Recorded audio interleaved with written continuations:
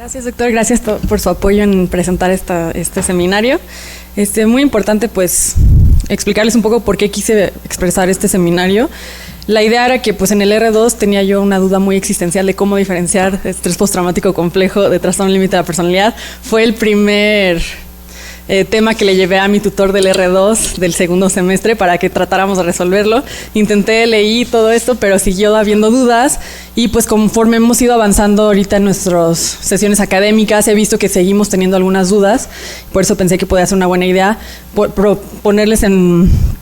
exponerles un poco sobre cómo el trauma, la identidad y cómo hay algunos rasgos fenomenológicos que podemos diferenciar, ¿no? En el contenido, básicamente vamos a hablar de una introducción breve, de epidemiología, un poco de historia, un poco de cómo ha sido construido el constructo del trauma complejo y trastorno límite. Vamos a hablar un poco de los criterios diagnósticos de la CIE-11.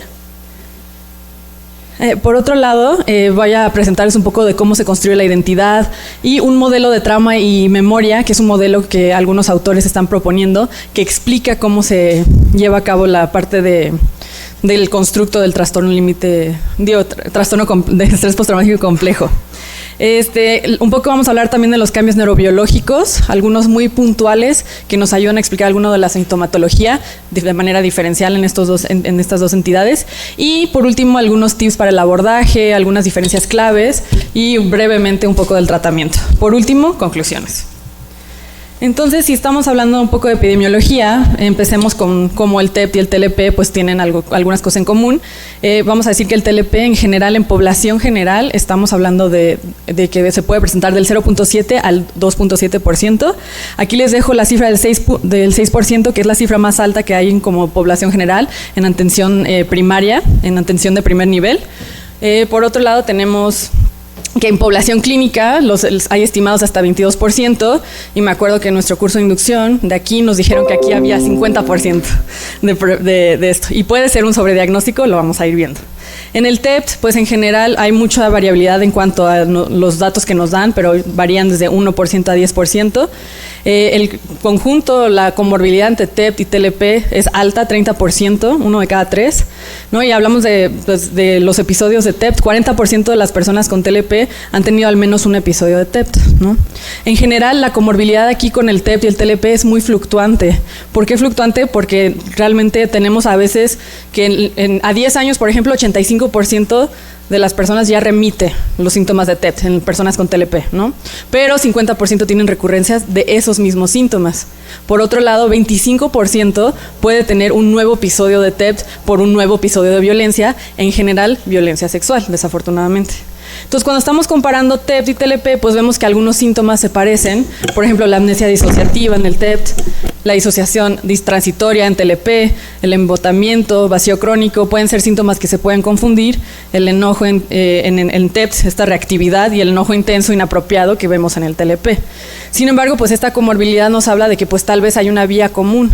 Además de que en población de TLP hemos visto que cuando existe maltrato infantil, existe unos síntomas muchísimo más intensos y muchísimo más riesgo de síntomas de estrés postraumático, que a veces eran subumbrales y en ocasiones sí cumplen criterios, y lo vamos a ir viendo.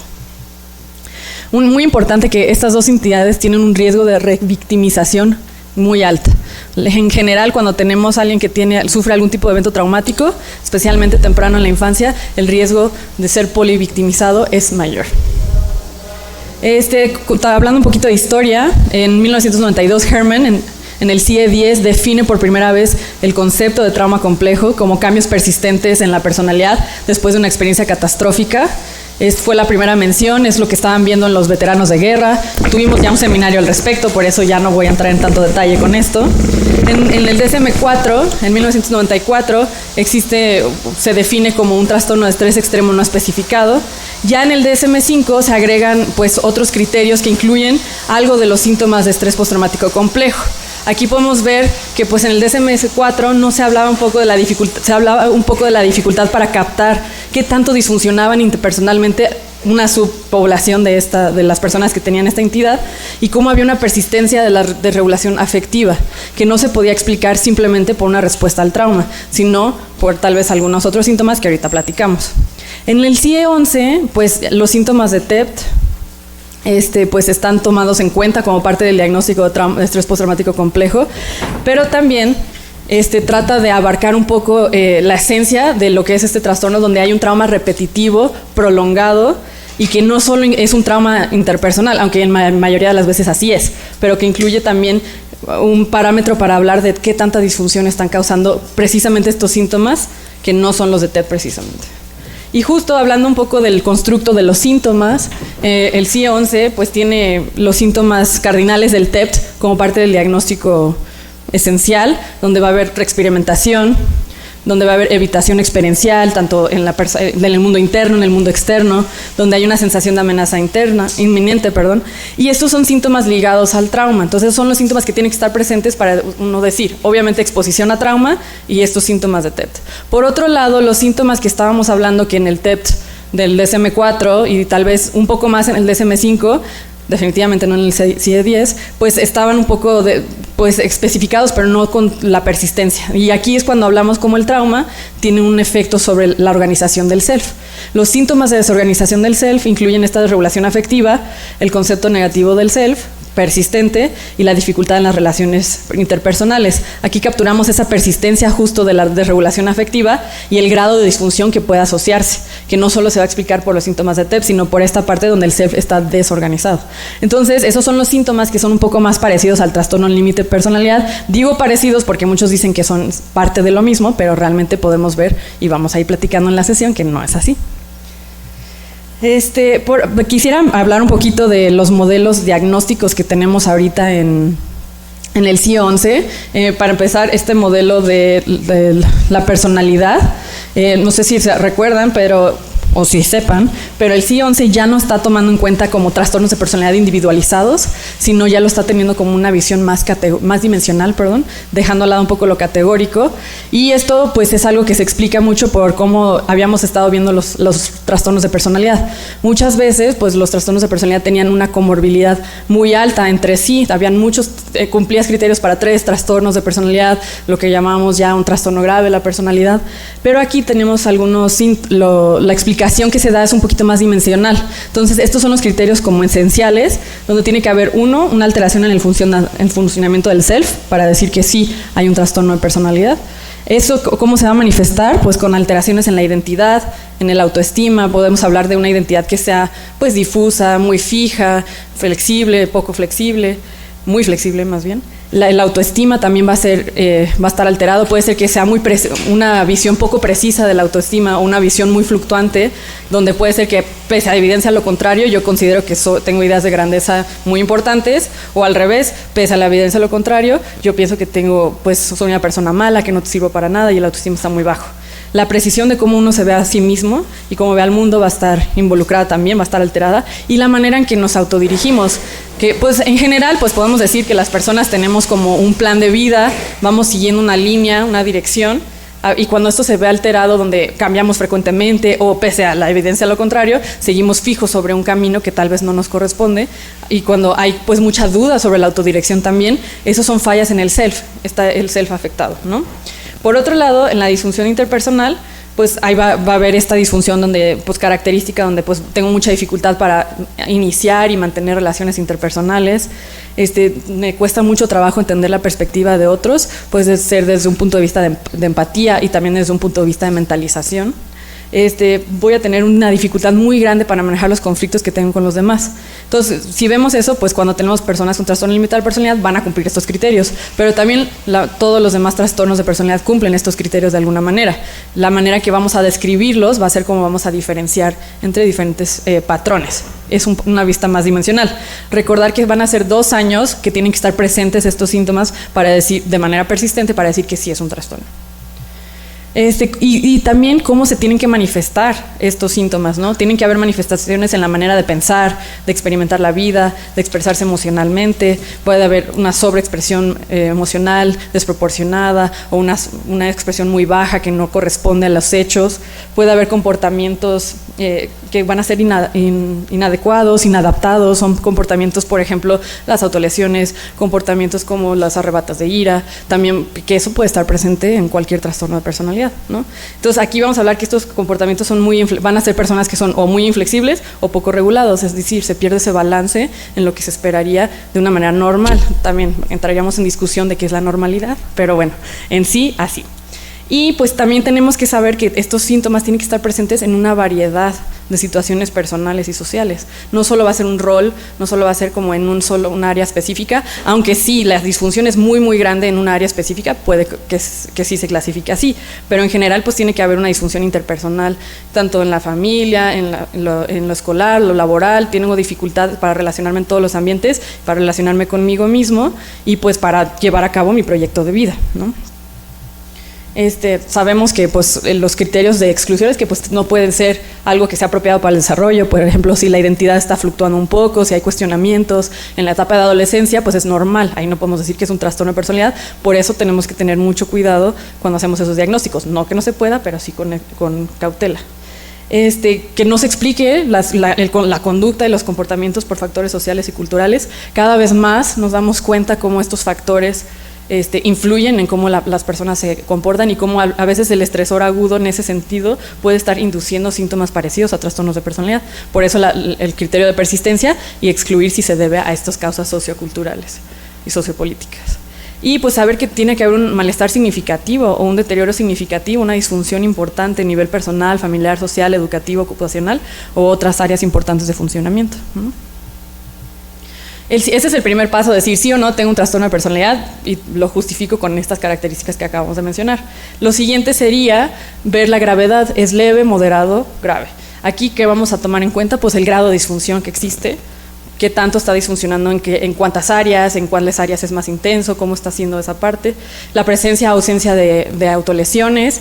Por ejemplo, en el leve probablemente no se va a incluir a alguien que tenga algún tipo de autolesión, pues la gravedad, intensidad y frecuencia de las autolesiones también van a determinar lo moderado a grave, y el grado de disfunción es lo primordial. Ahora, aquí es la parte donde vamos a cómo definimos, ya que hacia dónde se orienta el trastorno de personalidad, y es con los rasgos de personalidad prominentes.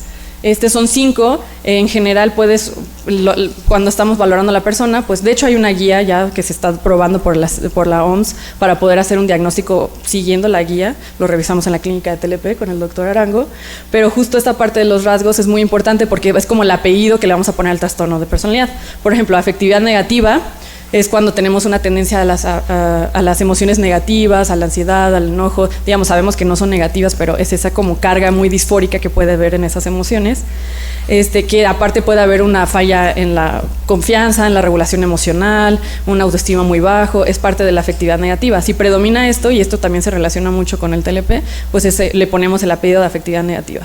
En el caso de desapego, es el desapego emocional, cuando yo tengo como ciertas emociones que yo no quiero tener, no quiero sentir, que quiero como excluir de mi vida, o también el desapego social, yo no quiero estar muy cerca de las personas, quiero mantener mi distancia, y esto es más para la parte, por ejemplo, aquí se incluirían como los trastornos evitativos, del tipo C del DSM-5, ¿no? Pero también son síntomas que pueden estar presentes en diferentes personas y nos ayuda a ver la heterogeneidad de los trastornos de personalidad. El comportamiento disocial va a hablar de 2 rubros principalmente: el egocentrismo, esas ideas de grandeza, estas ideas de ponerte a ti sobre los demás, mucho de esto que ver con lo narcisista, y la parte de la falta de empatía, que pues puede estar presente en lo narcisista y también en lo antisocial. Y ahí describe entonces si más bien predominan estos síntomas, también los ponemos como un apellido. En el rubro de desinhibición estamos hablando un poco más de esta parte de impulsividad, de la conducta riesgosa, cuando tenemos dificultad para regular, para planear, darle dirección a nuestra vida, son rasgos de desinhibición, ¿no? De conductas de atracones, de lastimarse, de peligrosidad, como manejar, todo esto, a altas velocidades, bueno. Y las características anacásticas es estas personas que son muy rígidas, muy difíciles. Aquí se relaciona mucho con esta parte de los síntomas obsesivos, ¿no? Con la personalidad un poco obsesiva, no puedo delegar, tienen que ser las cosas como yo quiero, una inflexibilidad total en ese sentido. Entonces, cuando estamos poniéndole el apellido al trastorno, tenemos que tomar en cuenta que no es como que yo tenga que poner todos, no es como que yo tenga que poner un número específico de rasgos, sino ver en esa persona cuáles están presentes, ¿no? Entonces puede ser que ponga 1, 2, 3, los 5. Generalmente si hay más, pues probablemente hay una mayor disfunción, probablemente sea una mayor gravedad, pero pues no necesariamente, ¿no? Puede ser que alguien disfuncione muy, muy importantemente, pues tenga una afectividad negativa que realmente no le permite vivir su vida, con eso puede ser el apellido, ¿no? Y finalmente, pues no sé, el CI-11 no se olvida del trastorno límite de la personalidad, porque realmente pues es algo que se ha hecho muchísima investigación, es un patrón muy característico, tiene pues muchas implicaciones en disfunción psicosocial.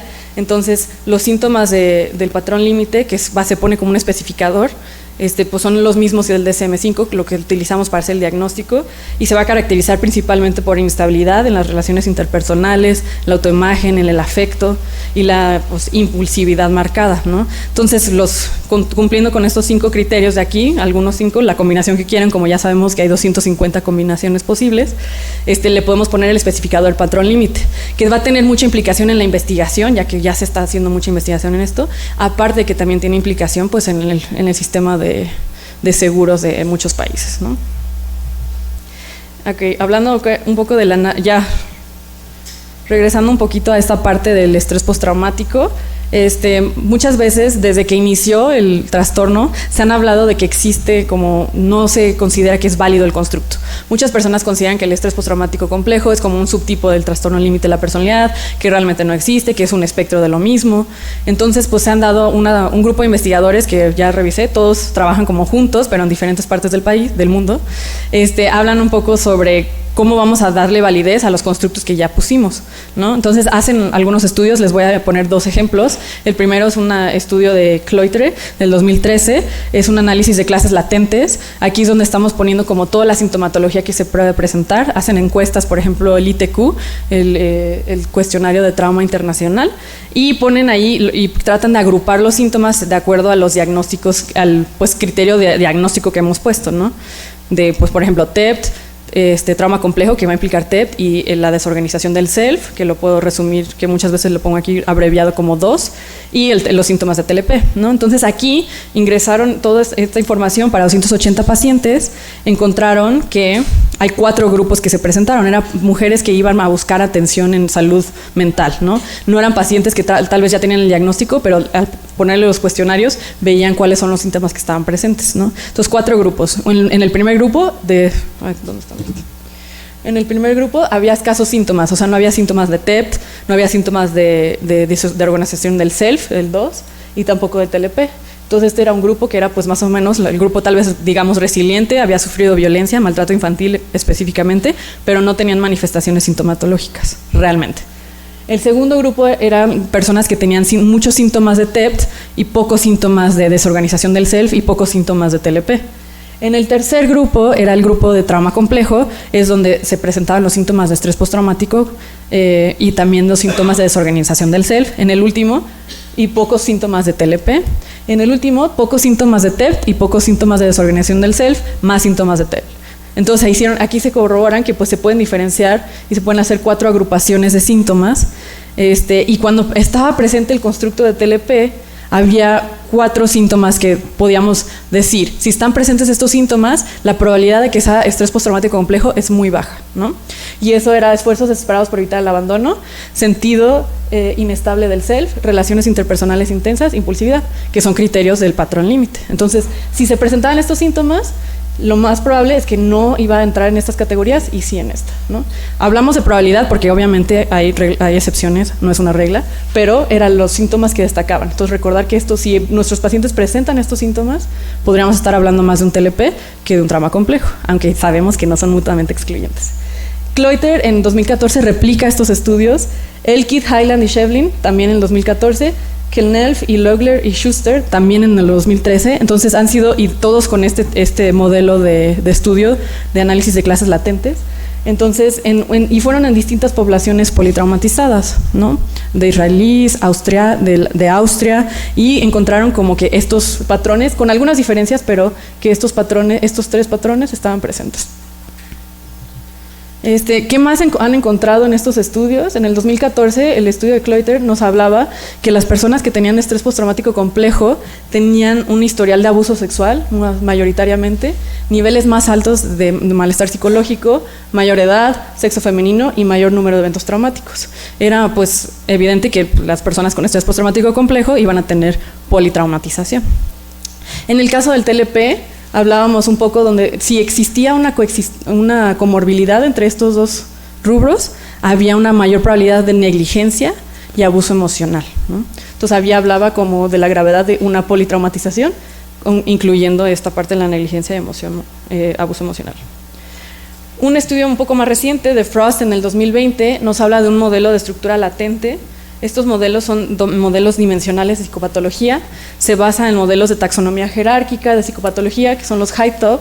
Recordemos que, bueno, los que ya hemos pasado por PAIDO, el doctor de la Peña nos presenta el estudio de Caspi del 2014, donde se habla de este factor P, el factor de P de psicopatología, donde se busca precisamente esto, reconocer la vulnerabilidad compartida que existe entre trastornos supuestamente distintos.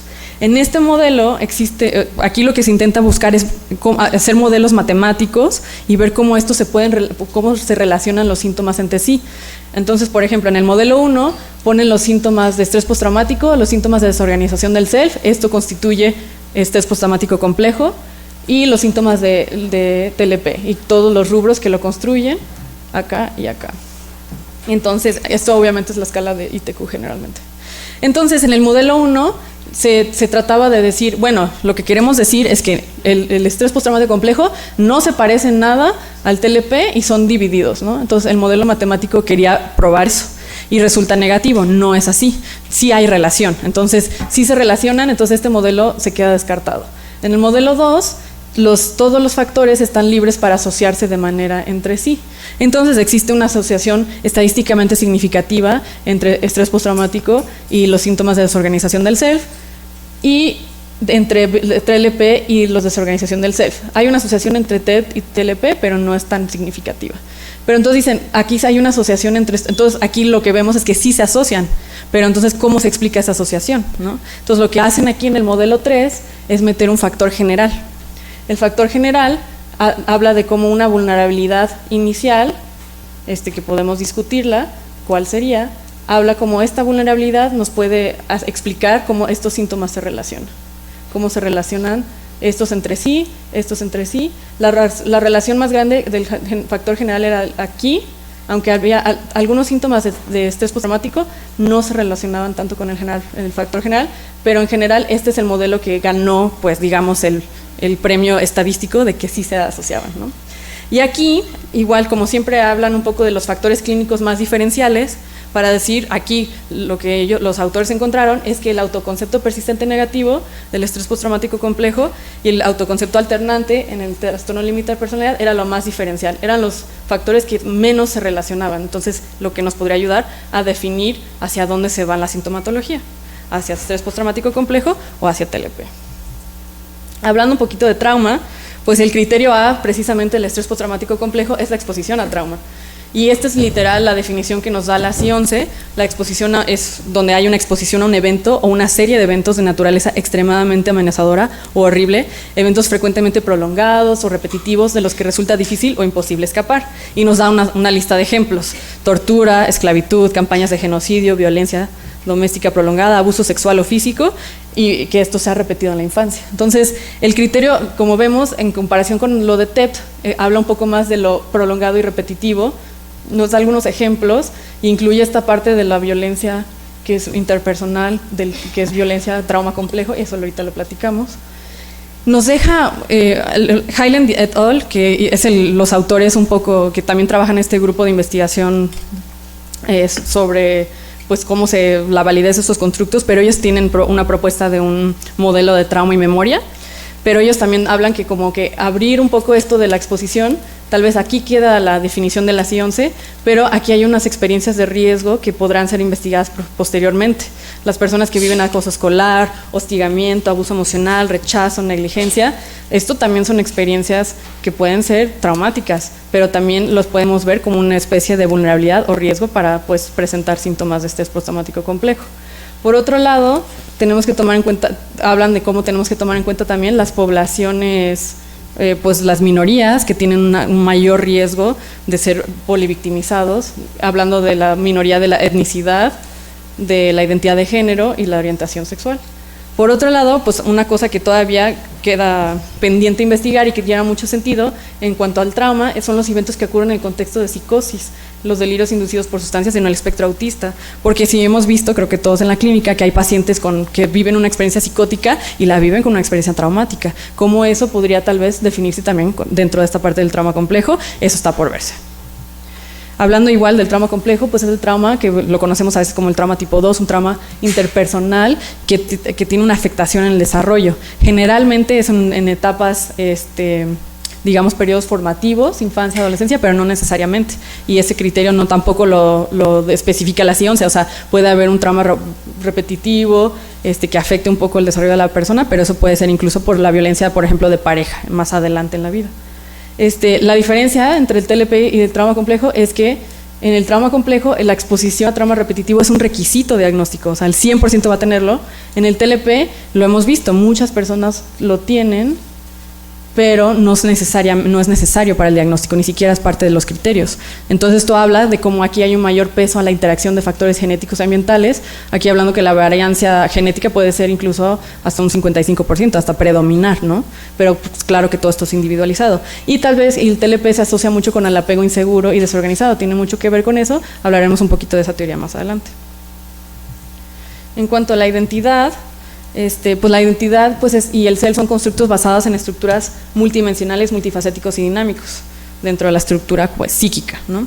Se lleva a cabo, tiene que haber un procesamiento de información social dirigida a metas proactivas y agenciales, y que pues realmente no se habla de una sola identidad, aunque va a sonar como difusión de identidad, pero lo que estamos diciendo es que pues nuestro self es un self que es como un poco flexible, ¿no? Y entonces estamos trabajando con múltiples identidades dentro de nuestras positivas, negativas, dentro de nuestro mismo pensamiento.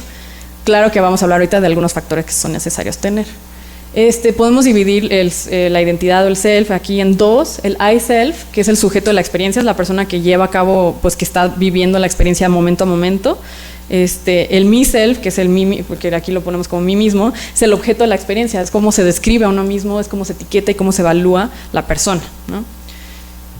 Entonces, para tener una identidad, un I self, un yo mismo, pues estructurado, tenemos que tener una autoconciencia, la capacidad de reflexionar sobre lo que estamos viviendo, la capacidad de tener como un poco de un estado más reflexivo sobre la experiencia que estamos teniendo. Agencia es la sensación de que yo controlo las situaciones que me están pasando, o yo estoy como parte del control de cómo yo reacciono ante esto. La coherencia, que tenga sentido con mi historia de vida, cómo voy viviendo mi vida, y la continuidad, que no es un self que se va rompiendo, sino que va continuo, para que estos tienen que estar adecuadamente elevados para que sea una identidad construida, ¿no? La autoconciencia toma una parte crucial en el desarrollo de una identidad saludable. Es el estado que les comentaba, que nos permite la observación, reflexión y evaluación de la experiencia subjetiva, del me self.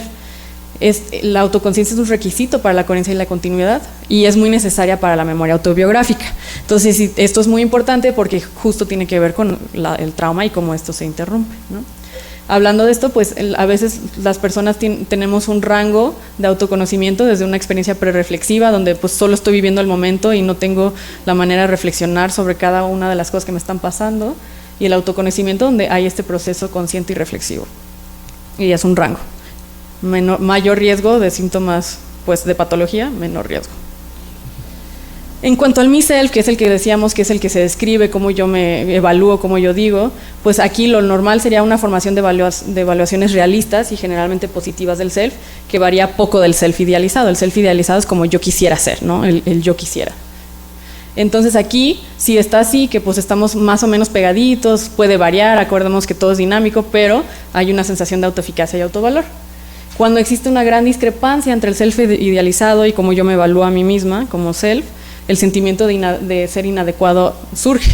¿Y qué pasa cuando existe maltrato en la infancia? Se internaliza un self malo, vulnerable, que no funciona, y esa es como una parte de la persistencia de esos síntomas que pueden estar en el estrés postraumático complejo. El trauma por sí solo puede ser incluso un trauma único porque a veces los traumas únicos son muy corporales, digamos, porque es en la parte donde hay un accidente, una violencia sexual, puede cambiar, y pues la verdad es que muchas personas están ligados su identidad con su cuerpo. Pero el trauma único, repetitivo también, cambia el estatus y los roles sociales. Entonces se pierde un poco la creencia de que del self y los planes a futuro, se pierde como esa continuidad, se pierde un poco la parte donde yo puedo acceder a un self positiva, a una memoria positiva de quién era. Y entonces se crea esta identidad vulnerable y negativa y es la que predomina, ¿no? Y el procesamiento del self es lo que se lleva a cabo en la red neuronal por defecto. La neuronal por defecto incluye la corteza parietal inferior, habla también de ¿cómo se dice? El precunio, la corteza cingulada posterior, aquí, y también la parte del sistema acá de prefrontal, medial, y la corteza anterior cingulada. Entonces, esto es el sistema, la red neuronal por defecto. Cuando estamos en reposo, cuando estamos inactivados, aquí es donde se lleva a cabo el procesamiento del self, de nosotros, de nuestra experiencia, cómo nos vemos.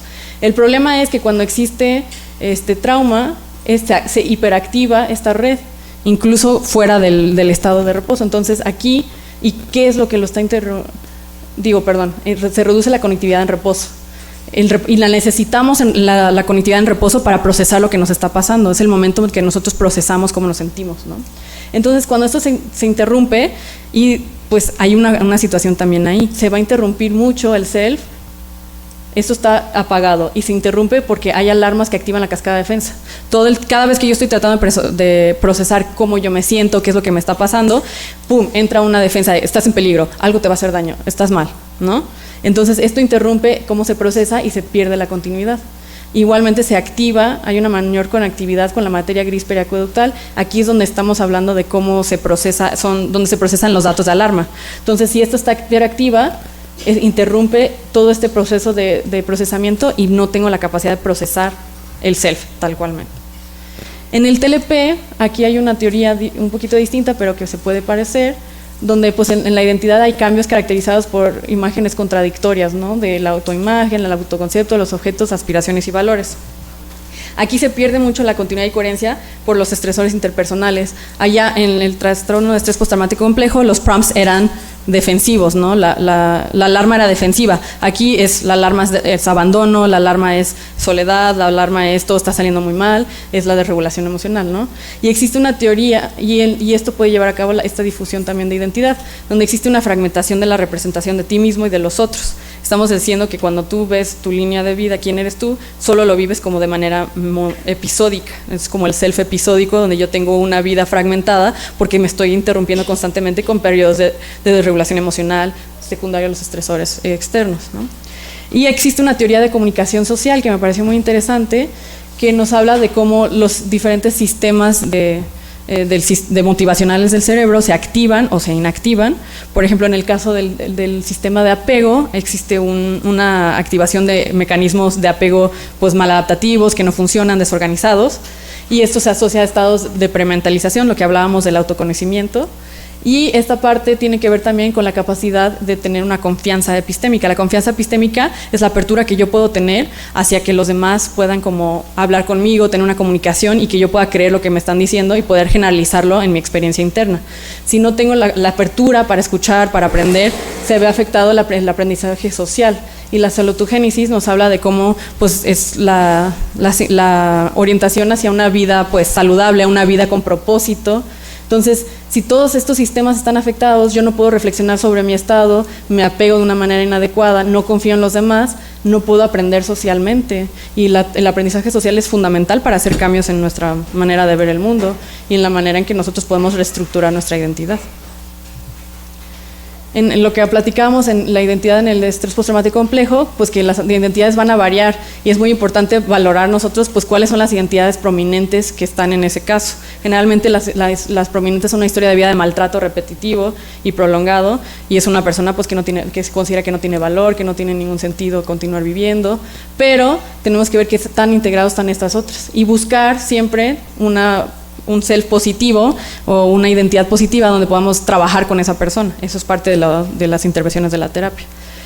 Recordar que los self posibles es esta parte donde en nuestra mente siempre estamos simulando cómo vamos a reaccionar a ciertas situaciones, ¿no? Entonces simulamos que vamos a reaccionar mal, que nos van a violentar. Entonces estamos viviendo, es como esta parte de nuestra mente que estamos viviendo cosas de una manera simulada. Puede ser que no sea precisa, pero si los self posibles pues tienen una entidad predominantemente negativa, pues va a tener un papel en la reexperimentación. Estamos pensando, simulando y esto favorece la reexperimentación. Entonces, en sí, lo que hablamos a ver en el estrés postraumático complejo, la adversidad temprana genera menor conciencia de la propia experiencia, una menor sensación de agencia, fragmentación y una sensación de falta en la consistencia. Por ende, la identidad persistentemente negativa que va a tener incluso esta parte de inconsistencia. Y esto va a afectar cómo nos relacionamos con otros. Hay esta decepción de la naturaleza humana, una tendencia al aislamiento, y eso tiene que ver con cómo nos vemos a nosotros. La identidad tiene una relación, lo que recordábamos que mencioné, que con el autoconocimiento tiene mucho que ver con cómo se guarda la memoria autobiográfica, ¿no? Entonces aquí la memoria autobiográfica la podemos dividir en dos.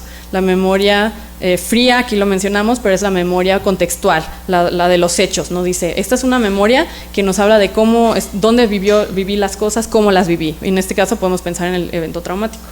En la parte de la memoria caliente es la parte perceptual, ¿no? Todas las cogniciones, emociones, qué sentí, cómo percibí las situaciones, toda esta parte, ¿no? Entonces, cuando existe el maltrato infantil, se reduce el volumen hipocampal. La memoria autobiográfica tiene que irse al volumen hipocampal. Entonces, ya un maltrato infantil es una predisposición a que ya no está funcionando bien el hipocampo. El trauma por sí, el trauma que podamos vivir más adelante en la vida, el evento traumático, puede inhibir el sistema de memoria hipocampal y el flujo, y esto favorece el sistema de memoria no hipocampal. Este sistema es un sistema de alta capacidad, es muy sensible, está muy unido a todas las conectividadmente a todas las áreas sensoriales.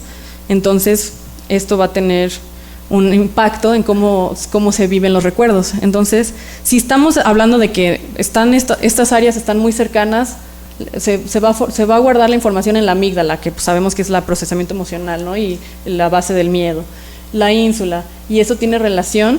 Aquí va a estar guardado la memoria sensorial, perceptual.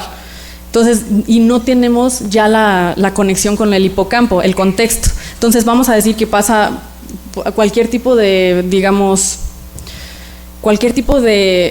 estímulo sensorial pequeño, porque sea, por ejemplo, un olor, un ruido, algo que nos recuerda a la experiencia, se va a activar esta parte sensorial, pero está activándose esa parte sensorial sin la parte del contexto temporal y espacial. ¿Por qué? Porque no lo guardamos para nada. ¿Por qué? Porque nuestro hipocampo ya no sirve. Si ya no sirve el hipocampo, bueno, sí sirve un poco, pues, pero no es así como que ya no sirve, se murió. Aunque sí un poco. Pero bueno, si nuestro hipocampo está así, pues estamos hablando de una reexperimentación. Estoy viviendo toda la parte sensorial, emocional, cognitiva, sin ningún contexto, entonces lo vivo en el presente. Esto es reexperimentación. Por otro lado, pues cuando reexperimento, esto fortalece que los recuerdos se refuercen, se refuerzan, y eso incrementa. Esto es como un loop de retroalimentación. Cuando existe esa pérdida de autoconocimiento, hay disociación, y entonces no puedo ni siquiera, en ese momento, estoy viviendo una experiencia muy sensorial, no tengo ningún contexto, lo vivo como si fuera el presente, esto se está fortaleciendo y yo pierdo el autoconocimiento porque ya no estoy en el presente, ya estoy en el recuerdo, ¿no? Y entonces esto no tengo la capacidad para controlar mi mente, la mente está perdiendo esa capacidad de control. Entonces, cuando estamos hablando de cómo disfunciona la memoria en el trauma, hay una disociación entre esta memoria contextual y perceptual, y eso favorece la reexperimentación, como también la identidad alterada favorece la reexperimentación. Entonces, existe un modelo, que es este modelo que les presento ahorita, de teoría y memoria e identidad. Este modelo habla de que hay muchos factores que tienen que ver con que se mantengan o que se mantengan los síntomas o que se propicien los síntomas. Por ejemplo, los eventos, la exposición al trauma. El tipo de evento puede conferir menor o mayor riesgo de presentar estrés postraumático complejo. Por ejemplo, el tipo de evento interpersonal, en qué punto del desarrollo fue, la frecuencia con la que se presentó, y recordamos que pues eso también tiene que ver con cómo reaccionamos en ese momento. Tuvimos inmovilidad tónica, disociación cognitiva, emociones extremas, ¿cuál fue nuestra reacción hasta ese trauma? Cada una de estas va a conferir menor riesgo. Por ejemplo, pues si tengo una reacción más, no reacciono tanto, no tengo una inmovilidad tónica, menor riesgo. Si estoy ya en una disociación extrema en ese momento, pues mayor riesgo de estos síntomas. Entonces el tipo de evento tiene que ver, pero también tiene que ver la vulnerabilidad individual. Un pretrauma, si yo ya tengo psicopatología, si yo ya fui expuesto a trauma, si yo he vivido mucha adversidad, si tengo una experiencia reflexiva, un apego desorganizado. El post-trauma nos habla de cómo yo fui apoyada después de ese evento traumático. Tuve un apoyo social, tuve soledad, tuve estrés, hay mecanismos de afrontamiento inadecuados y cada uno de estos, de acuerdo a la persona, va a ser menor o mayor riesgo, ¿no? Entonces, la exposición interactúa con la vulnerabilidad para la presentación de los síntomas. En lo principal, lo que platicábamos ahorita, recuerdos, representaciones muy basadas en la sensación, muy como sensoriales, perceptuales, que no tengan representación contextual, y aquí hablamos de ya va a haber la reexperimentación, ¿no? Y aquí pues también va a variar desde un estado prereflexivo y autoconocimiento, y así igual la disociación se puede ir viendo como un espectro, ¿no? Y aquí los síntomas habla de esto. Las identidades negativas interactúan con los recuerdos traumáticos. En este caso, las poco seguras indefensas hablan más de síntomas de TEPT, la sensación de amenaza inminente, evitación de trauma, y acá las identidades donde yo me siento sin valor, traicionado, alienado, fragmentado, inexistente, se relacionan más con los síntomas de desorganización del self, que es la regulación afectiva persistente, el autoconcepto negativo persistente y los problemas positivos. Entonces, ¿cuál es la importancia de hacer esta reflexión sobre la memoria y la identidad? Que en estos dos casos son donde podemos nosotros incidir en el tratamiento de psicoterapéutico.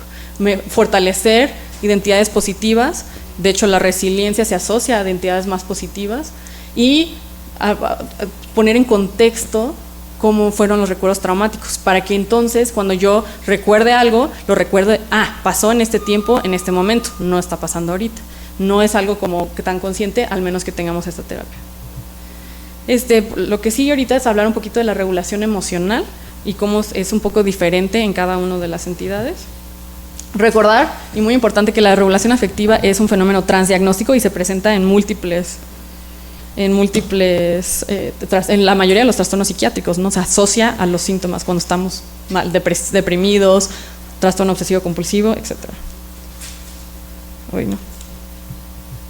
Entonces aquí es un estudio muy interesante de cómo se relacionan los síntomas en un estudio de análisis de redes. Aquí hablamos de que todos los síntomas que existen de estrés postraumático complejo son estos, desde regulación, esta es la de regulación afectiva, esta es la reexperimentación, este es el concepto autonegativo. Las líneas nos hablan de qué tanto se relacionan los síntomas el uno con el otro. Todos los azules nos hablan de los síntomas de TLP, que vemos una relación interesante entre todos. Y los de acá tenemos una relación un poco tenue entre los síntomas, pero sí entre los rubros que se parecen. Y las únicas relaciones que tienen los de síntomas de TLP con los de regulación afectiva son los únicos síntomas de TLP con los síntomas de estrés postraumático complejo es la de regulación afectiva, los amarillos. Hay una línea aquí está muy tenue, no se ve, pero hay una línea de asociación, ¿no? Entonces ahí vimos que pues realmente lo único en lo que estos autores encontraron que se parecía el estrés postraumático complejo y el TLP era en el que compartían estas características de regulación. En el TLP, otra vez, lo que veíamos es que la impulsividad y conducta suicida y autolesiva era más prominente. Si estaba presente esto, la posibilidad de que fuera TLP sobre la posibilidad de que fuera trauma complejo era muy alta. Muy importante hablar de cómo los sistemas de regulación emocional están afectados con el estrés temprano. El estrés temprano reduce la corteza prefrontal, hay una mayor reactividad de la amigdalina y una menor conectividad, o sea, la regulación está alterada. Hay la modulación de la respuesta, es lo que está afectado en el estrés postraumático complejo, la habilidad para controlar un estado emocional activado, o sea, se activa un estado justificado o no justificado, pero se activa el estado y la dificultad para regular eso. Entonces, hablando también de esto, el estrés postraumático prolongado inhibe las funciones ejecutivas de la corteza prefrontal, el cortisol contrarresta esto, pero una exposición es tóxica para el hipocampo. Entonces, los dos tipos de control que están mediados por diferentes áreas de la corteza prefrontal, el control automático, que es menos consciente, más como por ejemplo la extinción del miedo, o el control deliberado, que requiere de una reapreciación de una situación, la parte más cognitiva para reprocesar algo, el aprendizaje se ve afectado. El hipocampo tiene relación con el aprendizaje, y entonces si esto está afectado, pues no podemos cambiar cómo estamos reaccionando ante la situación. Hay dos maneras de que se presenta la regulación emocional en el estrés postraumático complejo. Puede ser que la corteza prefrontal esté muy activada, sobreactivada y sobreregule la amígdala. Y aquí, ¿qué va a pasar clínicamente? Se desapega la persona, poco rango de emociones, ya los síntomas de despersonalización, desrealización. Por otro lado, puede ser que la corteza prefrontal tenga una falla en la regulación de la amígdala. Entonces, de manera, pues, podemos ver aquí con esta flecha gigante, la dificultad para autoclamarse y la ira y la experimentación se presenta aquí. Entonces, en un caso es una sobreregulación emocional con síntomas disociativos negativos, donde vamos a ver esta parte de la despersonalización y desrealización, o una falla en la regulación emocional con síntomas disociativos positivos, que es la reexperimentación. Entonces, en el estrés postraumático complejo hay una alternancia entre estos dos. Pueden estar presentes mayoritariamente uno o el otro, pero esto es como se presenta la desregulación emocional, ¿no? En el TLP es más un déficit en las estrategias adaptativas de regulación emocional, la claridad emocional y la tolerancia al malestar. El miedo intenso al rechazo social asociado a sesgos perceptuales y déficits cognitivos. Aquí también puede haber una falla en la regulación, pero la manifestación es muy diferente, es furia, desesperanza, impulsividad. En la sobreregulación es embotamiento, supresión emocional y disociación. Pero digamos, el 67% de los pacientes con TLP presentan fallas en la regulación, que es lo que más vemos en estos como exabruptos, ¿no? Y la sobreregulación puede estar presente, pero en menor medida, en 40% se presentan las dos. Entonces, para diferenciar un poco entre TEP complejo y TLP, pues podemos decir, algunos autores, Mel Biskin en 2012 nos menciona que el TEP complejo es más egodistónico, las personas viven la desregulación más incómodamente, cuando el TLP está más egosintónico, no es que les encante, pero es como más en línea con su afecto, con su sentido del self, ¿no? Aquí, en el TEP complejo, son intermitentes las desregulaciones emocionales, y acá es más persistente porque el afecto siempre está fluctuando, entonces si me desregulo, pues está en línea con mi afecto, y acá no. Aquí, lo que genera la desregulación es la sensación de amenaza, acá es el estresor interpersonal real o percibido. Aquí la conducta es un aislamiento, rumiación, dificultad para calmarse. Acá es un deseo de retribución, inestabilidad, hostilidad, irritabilidad. Entonces, muy diferente esto a esto. La falta de regulación, esto es lo que les decía de cómo se manifiesta, una falta de regulación, lo positivo. Y acá pues se vive el rechazo, el abandono, y está la impulsividad presente. Entonces, sí se puede diferenciar la desregulación acá de la de acá. Por último, tengo que hablar un poco de esto, bueno, no es por último, pero la disociación, la disociación es un síntoma transdiagnóstico, acompaña todo esto, al TEP, acompaña al estrés postraumático complejo, no en los criterios diagnósticos, pero sí como un fenómeno asociado, y acompaña también el TLP, ¿no? Se asocia al maltrato infantil, se asocia a un apego desorganizado, y a veces se medía por la desregulación emocional. El TEP complejo nos habla de que la disociación es como una adaptación crónica al miedo, en este caso de la polivictimización, y en el TLP es una compensación inconsciente de fallidos de autoconciencia y el control ejecutivo. Pero cuando estamos hablando de cómo se presenta, pues tenemos que hablar un poco de cómo son los síntomas, los síntomas, pues la respuesta al trauma, ¿no? Puede ser, en el caso de que hay una regulación a la baja, está presente el freeze, fight, flight o fright. Son reacciones un poco más activas, ¿no? Y acá es el flag and fight. Entonces aquí los síntomas que se asocian a este tipo de reacción, ahorita les pongo otro gráfico para que quede más claro, se asocia a despersonalización y desrealización, y acá a movilidad tónica y shutdown. Lo que les refería, entonces existe como un estado donde la respuesta que tenemos, que es lo que les hablaba de la respuesta a trauma dentro de la teoría de memoria y identidad, cuando existe como una respuesta de congelamiento, hay síntomas disociativos, ¿no? Ahí está como inmovilidad. Y después puede ser que en esta parte, que es una respuesta estilo, vamos a decir, de TEPT, donde peleo o huyo, aquí se ve tal vez un poco la desrealización, despersonalización.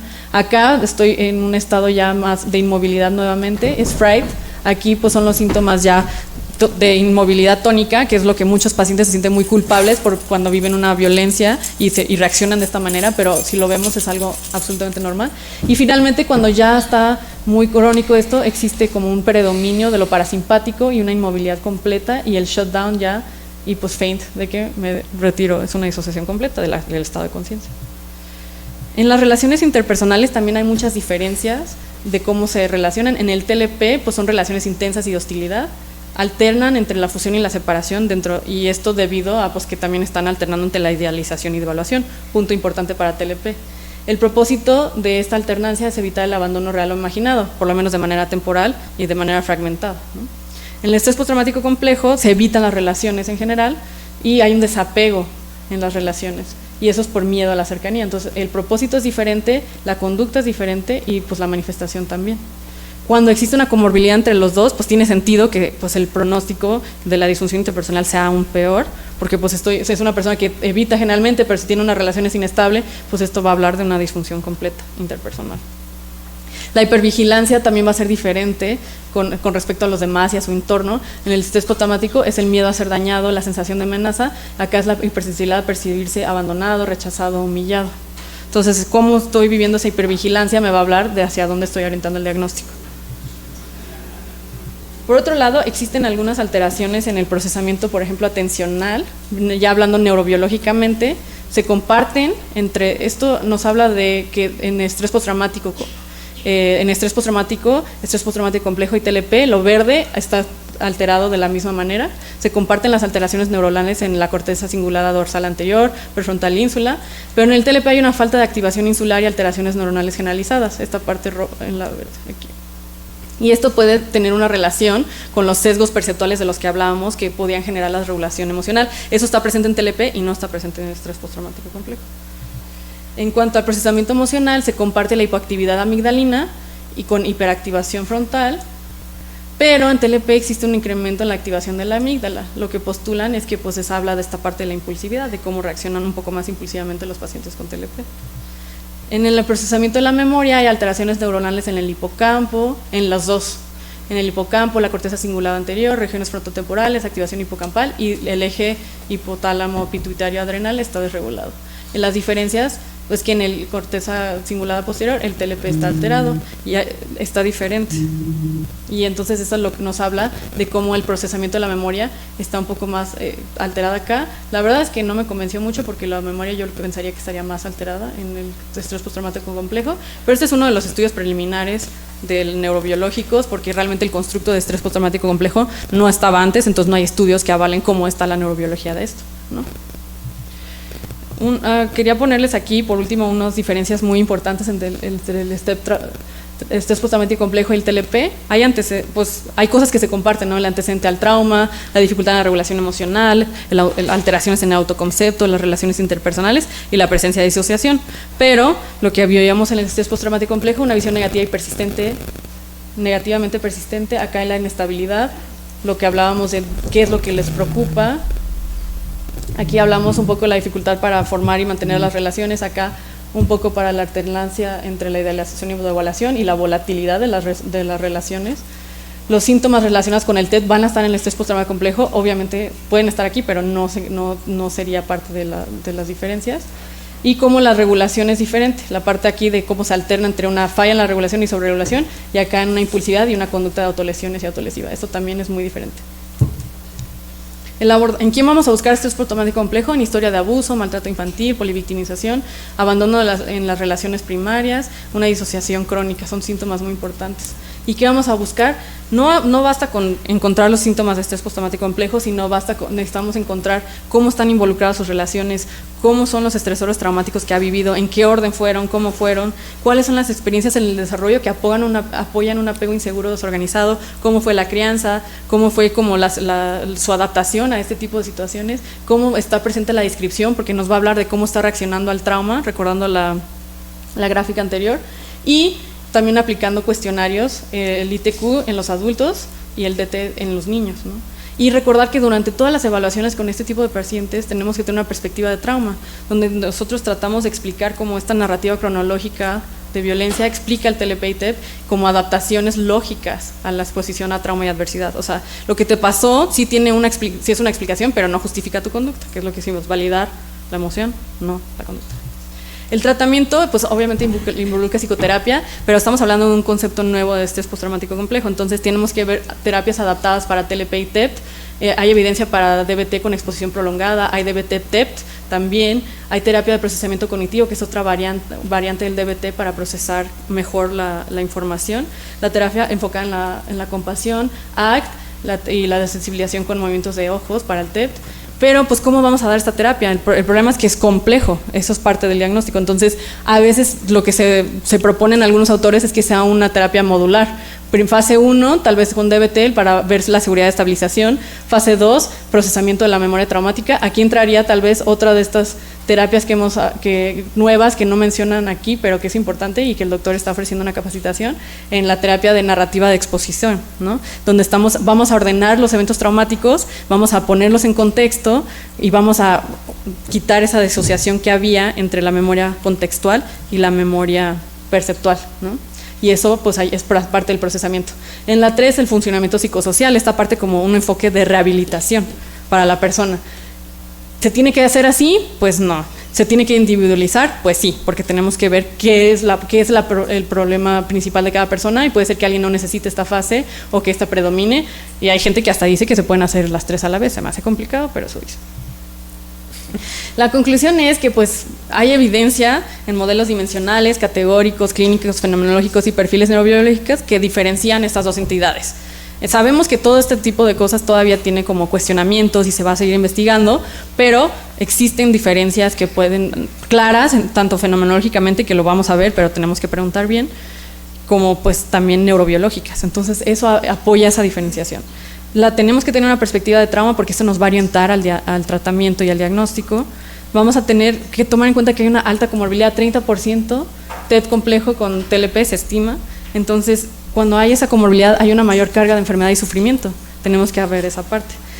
El diagnóstico de erradicación es muy importante porque creo que muchas veces vamos a decir, bueno, es que tiene las dos cosas, pero entonces eso no nos ayuda tanto, no tiene utilidad para nuestra acción en el tratamiento.